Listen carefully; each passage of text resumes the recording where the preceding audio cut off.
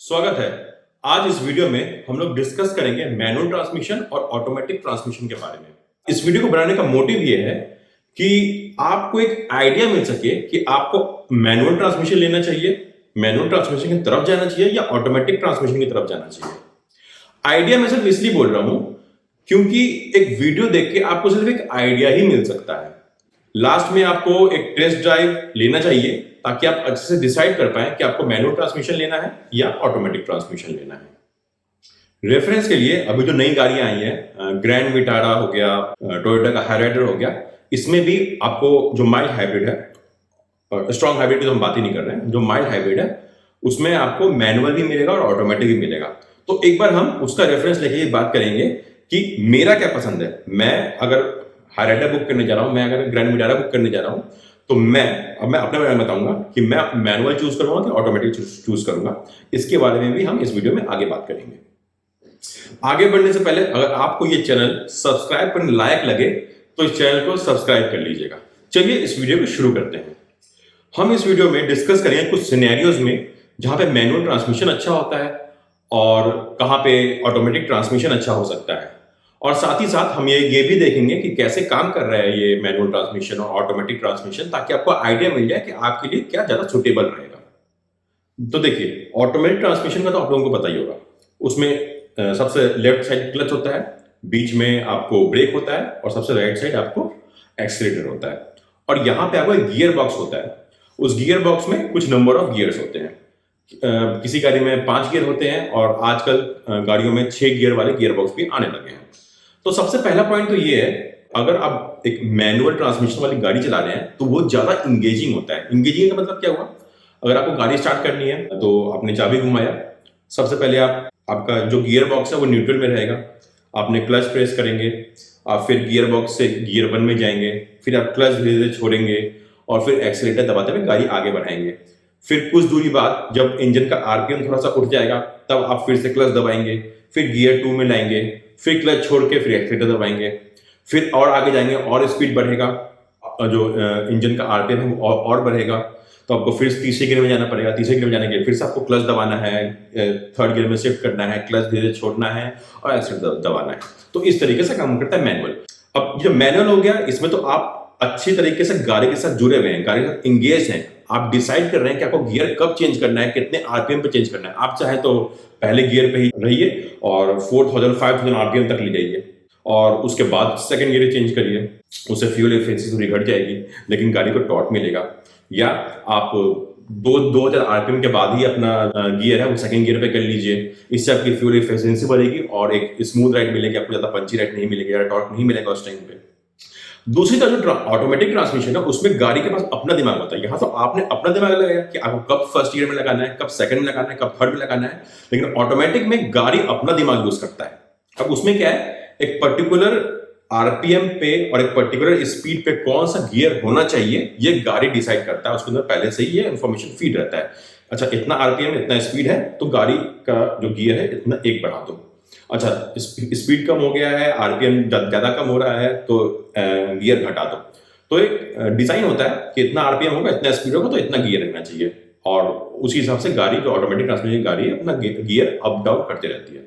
अब चूंकि मैनुअल में आप अपना दिमाग यूज कर रहे हैं और जो गाड़ी है ऑटोमेटिक में गाड़ी अपना दिमाग यूज कर रहा है, तो हो सकता है आपके जो दिमाग चाह रहा है कि अभी इतना गियर चेंज हो जाना चाहिए और गाड़ी उस टाइम पे उतना गियर चेंज नहीं कर रहा है, तो ये चीजें कुछ ड्राइवर्स को ये चीज सही नहीं लग सकती है।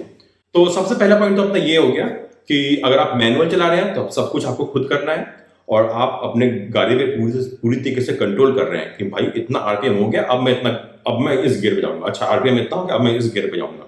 लेकिन ऑटोमेटिक में आपके हाथ में कुछ नहीं होता है, आपके पास 2 चीजें होती हैं, एक ब्रेक होता है और एक एक्सीलरेटर होता है। आपने गाड़ी स्टार्ट करनी है, जो ऑटोमेटिक है उसको ड्राइव मोड पे करना है, ब्रेक से पैर हटाना है और एक्सीलरेटर दबाना है, बस। अब पूरी रास्ता आपको इधर गियर बॉक्स की तरफ देखना ही नहीं है, आपने बस एक्सीलरेटर दबाए रखना है, ब्रेक मारने के लिए ब्रेक मारना है, एक्सीलरेटर दबाना है, ब्रेक मारना है, और पूरा खेल आपके राइट लेग का है। लेफ्ट लेग का तो कोई यूज ही नहीं होगा यहाँ। तो पहला पॉइंट तो ये हो गया कि मैनुअल ज्यादा इंगेजिंग होता है और ऑटोमेटिक चलाने में ज्यादा आसान होता है। तो सपोज करिए कि आपकी ड्राइविंग मोस्टली ऐसी जगह पे है जहां बहुत ट्रैफिक होता है। सपोज करिए कि आपको रोज ऑफिस आना जाना है और रास्ते में आपको हमेशा bumper to bumper tight traffic मिलता है, बहुत ट्रैफिक मिलता है। तो ऐसे केस में आपके लिए क्या सही होगा, एक मैनुअल या automatic? Most of the people के लिए यहाँ पे ऑटोमेटिक सही रहेगा। क्यों सही रहेगा? क्योंकि अगर आप एक टाइट ट्रैफिक में, एक बम्पर टू बम्पर ट्रैफिक में है, तो आपको बार बार गियर शिफ्ट करना है। आप क्लच दबाएंगे, गियर 1 जाएंगे, क्लच दबाएंगे गियर 2 जाएंगे, फिर क्लच दबाएंगे गियर 1 जाएंगे, और क्लच को बार बार दबाना उठाना और बार बार गियर शिफ्ट करना, तो ये कुछ लोगों के लिए सरदर्दी बन सकता है। लेकिन दूसरी तरफ अगर आपके पास ऑटोमेटिक गाड़ी है तो आपको कुछ नहीं करना है। आपके में बस एक राइट लेग है आपका, हल्का एक्सीलेटर दिया, ब्रेक मारा, एक्सीलेटर दिया, एक्सीलेटर छोड़ा, ब्रेक मारा, एक्सीलेटर दिया, बस। तो इसीलिए ऐसे मौकों पे ऑटोमेटिक गाड़ी को चलाना ज्यादा आसान होता है मैनुअल गाड़ियों से। मैं फिर से कहूंगा, ये बस एक आइडिया है, पर्सन टू पर्सन और भी आगे हम लोग बात करेंगे, उस पर भी डिपेंड करेगा कि आपको मैनुअल की तरफ जाना चाहिए या ऑटोमेटिक की तरफ जाना चाहिए। और लास्ट में आपको टेस्ट ड्राइव लेना बहुत जरूरी है कि आपको एक बार मैनुअल टेस्ट ड्राइव ले लिया और एक बार ऑटोमेटिक का टेस्ट ड्राइव ले लिया, और आपको फिर डिसाइड करना है कि आपके लिए ज्यादा बेटर कौन सा है, मैनुअल ट्रांसमिशन या ऑटोमेटिक ट्रांसमिशन। चलिए, ये तो बात समझ में आ गई कि ऑटोमेटिक को चलाना ज्यादा आसान है। हाँ, 2-3 चीजें और हैं, जैसे कि ऑटोमेटिक की गाड़ियां जो होती हैं, जो ऑटोमेटिक गाड़ियां होती हैं, वो मैनुअल गाड़ियों से ज्यादा महंगी आती है। सपोज हम बात करेंगे कि एक सेम मॉडल की गाड़ियां, जो सेम मॉडल है उसमें एक मैनुअल भी आ रहा है, उसमें ऑटोमेटिक भी आ रहा है, तो ऑटोमेटिक मैनुअल से कॉस्टली रहेगा। हाँ, अलग अलग गाड़ियों में क्या होता है कि डिफरेंस, जो प्राइस का डिफरेंस है मैनुअल और ऑटोमेटिक में, वो वेरी करता रहता है। फॉर एग्जांपल, किसी गाड़ी में आपको मैनुअल से जो ऑटोमेटिक है वो 30-40 हज़ार रुपये ज़्यादा महंगा होगा, किसी गाड़ियों में 1 लाख रुपये महंगा होगा, किसी गाड़ियों में 1.5 लाख रुपये तक महंगा हो सकता है। इसके बाद एक बात और है कि ऑटोमेटिक जो गाड़ियां हैं उसका मेंटेनेंस कॉस्ट ज़्यादा होता है, क्योंकि जो ऑटोमेटिक ट्रांसमिशन होता है उसमें ज़्यादा पार्ट्स होते हैं, इसलिए उसका मेंटेनेंस कॉस्ट ज़्यादा होता है। इसलिए अगर आप एक तरफ मैनुअल गाड़ी ओन करें, एक तरफ ऑटोमेटिक गाड़ी ओन करें, तो परचेज के टाइम ही सब पहले तो आपको एक ज़्यादा मोटी रकम देनी पड़ेगी, एक ज़्यादा अमाउंट देना पड़ेगा आपको ऑटोमेटिक ट्रांसमिशन के लिए। उसके बाद उस ऑटोमेटिक ट्रांसमिशन को मेंटेन करने के लिए आपको और ज़्यादा खर्चा उठाना पड़ेगा एज कम्पेयर टू कि आपके पास अगर मैनुअल गाड़ी होती तो। जैसा मैंने आपको बताया कि ऑटोमेटिक गाड़ियां जो होती हैं वो खुद डिसीजन लेती हैं कि कब गियर को ऊपर करना है, कब नीचे करना है। तो आप एक्सीलेटर प्रेस कर रहे हैं, गाड़ी की स्पीड बढ़ती जा रही है, गाड़ी का आरपीएम बढ़ता जा रहा है, इंजन का आरपीएम बढ़ता जा रहा है, तो गाड़ी एक समय पर डिसाइड कर लेगी कि भैया अब गियर को एक शिफ्ट ऊपर कर दो। अच्छा, कुछ सिचुएशन ऐसे हो सकते हैं जब आपको किसी को, आगे वाली गाड़ी को ओवरटेक करना है। तो अगर आप मैनुअल गाड़ी चला रहे हैं और आपको किसी को ओवरटेक करना है तो आपको क्या करना होगा? आप चाहेंगे कि उस टाइम पे आपकी गाड़ी को ज्यादा टॉर्क मिले, तो आप क्या करेंगे? आप अपने गियर को 1 पॉइंट कम कर देंगे। जैसे अगर आप 3 पे हैं तो आप उसको 2 पे कर देंगे। तो उससे क्या होगा? आपका आरपीएम इंक्रीज होगा। आपका आरपीएम इंक्रीज होगा तो आपका इंजन ज्यादा टॉर्क प्रोड्यूस करेगा, और जो ज्यादा टॉर्क आपके टायर को मिलेगा और आप तेजी से एक्सेलरेट करके ओवरटेक कर पाएंगे। लेकिन ये मैनुअल गाड़ी में तो ये आपने आसानी से कर लिया एक गियर शिफ्ट करके, लेकिन क्या ऑटोमेटिक गाड़ी को समझ में आएगा कि मुझे गियर को नीचे शिफ्ट करना है? हो सकता है ना समझ में आए। तो ऐसे केसेस में आपको शायद लग सकता है कि अरे यार, मेरे पास मैनुअल होती तो मैं फटाफट से गियर नीचे करता और ओवरटेक कर लेता। तो ऐसे केसेस में जिन लोगों को ज्यादा पंची ड्राइव चाहिए होती है, ज्यादा एक्सीलरेशन चाहिए होता है, ज्यादा फास्ट जिप जैप जुप करके गाड़ी चलाने की आदत है, उन लोगों को ऑटोमेटिक ट्रांसमिशन उतना पसंद नहीं आएगा, क्योंकि वो गाड़ी को उतना कंट्रोल नहीं कर सकते, क्योंकि सारा कंट्रोल तो गाड़ी खुद करता है कि कितना गियर बढ़ाना है, कितना कम करना है। हाँ, अगर वही लोग जिनको जिप जैप जुप करके चलाने की आदत है वो मैनुअल ट्रांसमिशन लेंगे तो पूरा कंट्रोल उनके हाथ में है, तो वो गियर को कम करेंगे, एक्सीलेटर बढ़ाएंगे और ओवरटेक कर लेंगे। कभी कभी क्या होता है कि सपोज आप 3rd गियर पे चल रहे हैं और आप एक्सीलेटर दबा रहे हैं और आप नहीं चाहते कि अभी हम 4th गियर पे जाए, क्योंकि अभी आपको ज्यादा आरपीएम चाहिए, ज्यादा टॉर्क चाहिए, ज्यादा एक्सीलरेशन चाहिए। ऐसे केस में भी हो सकता है कि ऑटोमेटिक गाड़ी आपके हिसाब से न चले, वो तुरंत अपना कुछ 2000 या 2200 आरपीएम के आसपास अपना गियर अप शिफ्ट कर ले। हाँ, ये जरूर है कि ऑटोमेटिक गाड़ियां अब ज्यादा स्मार्ट होने लगी हैं। मैं बिल्कुल लो प्राइस वाली गाड़ियों की तो बात नहीं कर रहा हूं। आपको अगर आप 5-6 लाख की गाड़ी भी लेंगे तो उसमें भी आपको ऑटोमेटिक ट्रांसमिशन मिल जाएगा। लेकिन आप थोड़ा सा अगर महंगी गाड़ियों की तरफ जाएंगे, उनका ऑटोमेटिक ट्रांसमिशन लेंगे, तो वो ज्यादा समझदार होते हैं, उनके पास ज्यादा तेज दिमाग होता है। तो मान लीजिए आपने एक्सीलेटर आराम आराम से प्रेस कर रहे हैं, आपका स्पीड बढ़ रहा है, आपका आरपीएम बढ़ रहा है, तो वो क्या करेगा, गियर ऊपर शिफ्ट करेगा।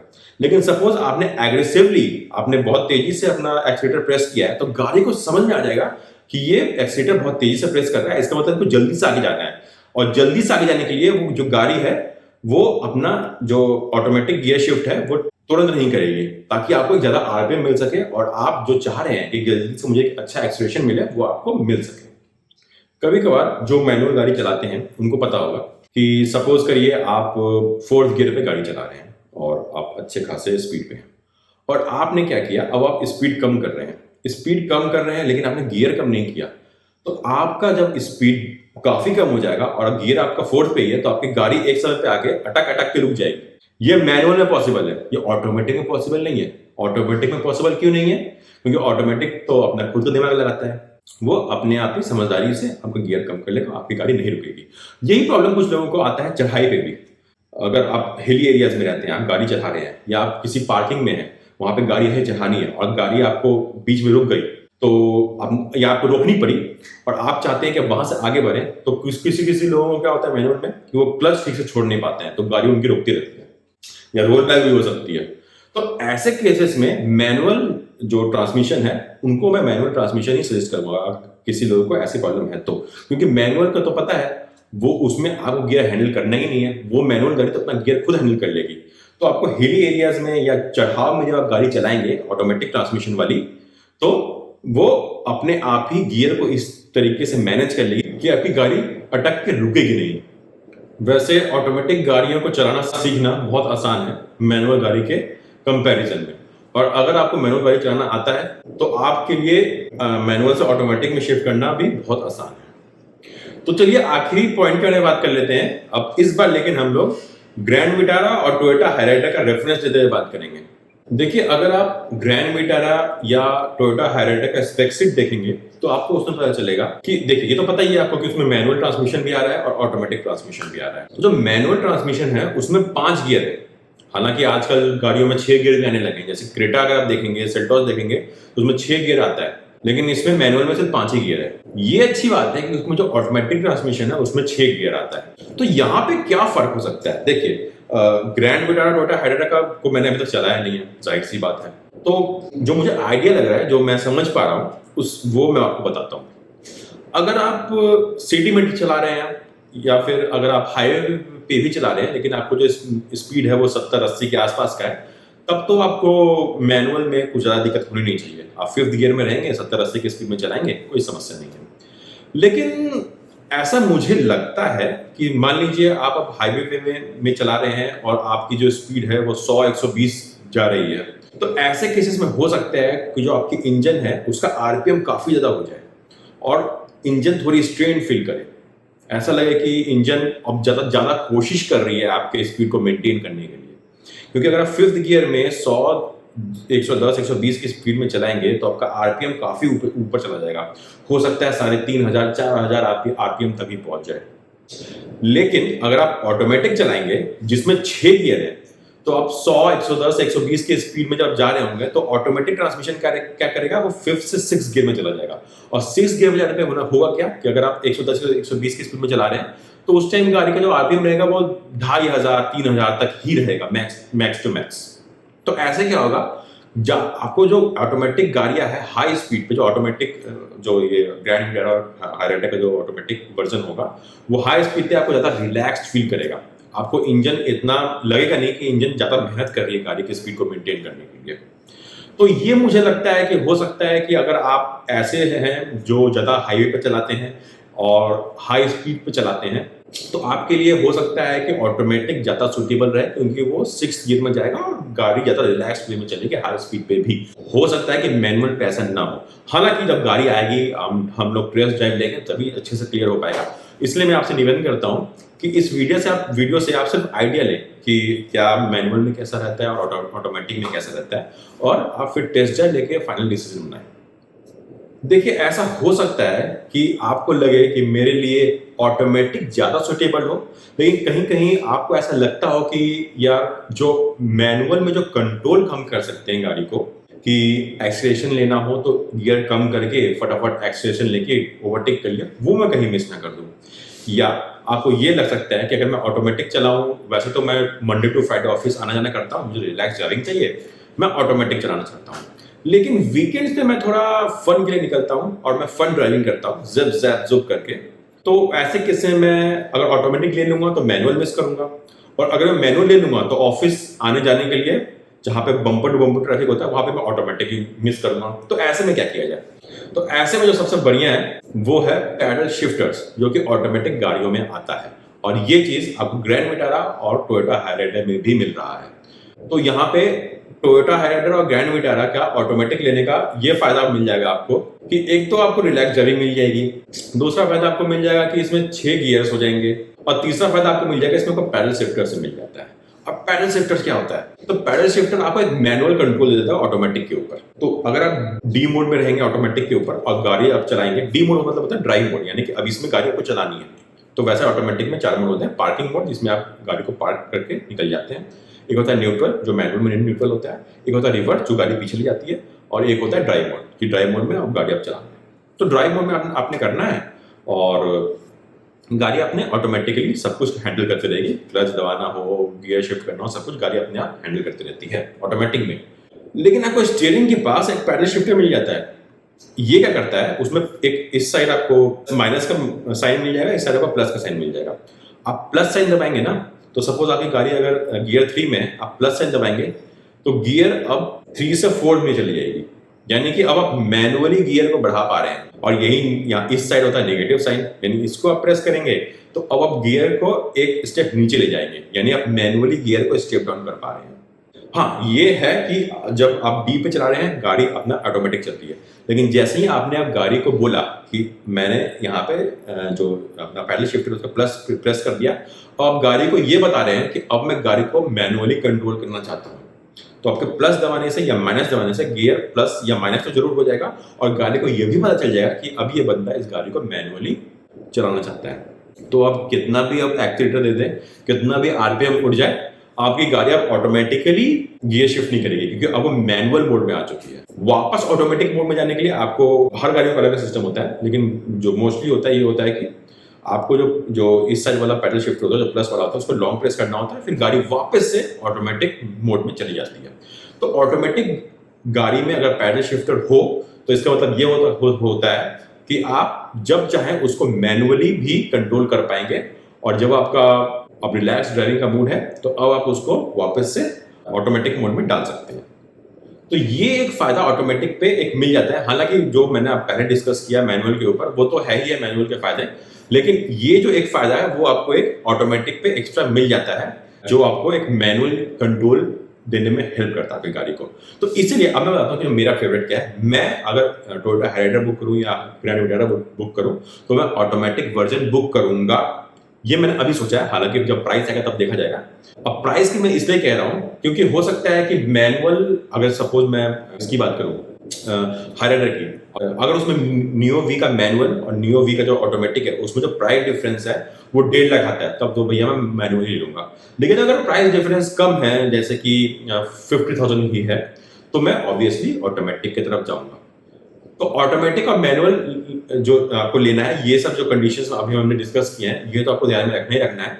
ये भी ध्यान में रखना है कि प्राइस डिफरेंस ज्यादा ना हो रहा हो, कि ऐसा ना हो कि मैनुअल का आपको फायदा मिल रहा है लेकिन उसके लिए आपको ज्यादा ही पैसा देने पड़ रहे हैं, तो ऐसे केस में फिर मैनुअल ही ठीक रहता है। तो चलिए, यहाँ पे मेरी कोशिश थी कि आपको एक आइडिया दे सकूं कि मैनुअल में आपको क्या मिलेगा और ऑटोमेटिक ट्रांसमिशन में आपको क्या मिलेगा, लेकिन फाइनल डिसीजन तो आपको लेना है। आप भले इन पॉइंट्स को कंसीडर कर सकते हैं, और टेस्ट ड्राइव लेना सबसे इंपॉर्टेंट चीज है। इस वीडियो में अभी के लिए सिर्फ इतना ही। वीडियो से कुछ भी हेल्प मिला हो तो इस वीडियो को लाइक कर लीजिएगा, और इस चैनल के वीडियोस आपको अच्छे लगते हो तो इस चैनल को सब्सक्राइब कर लीजिएगा। चलिए, अगली बार मिलते हैं एक नए वीडियो के साथ।